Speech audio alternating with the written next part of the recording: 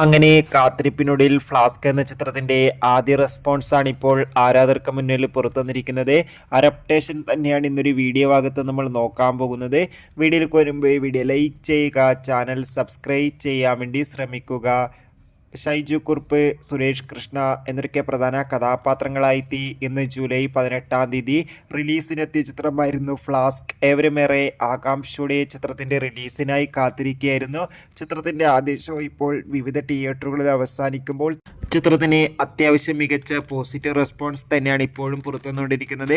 ചിത്രം കാണുന്ന സിനിമാ പ്രേമികൾ പറയുന്നത് ചിത്രം ഒരു കോമഡി എൻ്റർടൈൻമെൻ്റ് ആണെന്നും ചിത്രത്തിൽ നമുക്ക് ഷൈജു കുറുപ്പിൻ്റെയും സുരേഷ് കൃഷ്ണയുടെയും മികച്ച പെർഫോമൻസും മികച്ച കോമഡി രംഗങ്ങളും കാണാൻ വേണ്ടി സാധിക്കുന്നുണ്ടെന്ന്.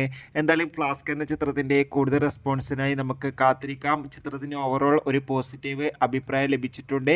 ചിത്രം കണ്ടവരുടെ അഭിപ്രായം തീർച്ചയായും കമൻറ്റ് ബോക്സിൽ രേഖപ്പെടുത്താൻ വേണ്ടി ശ്രമിക്കുക. ബൈ.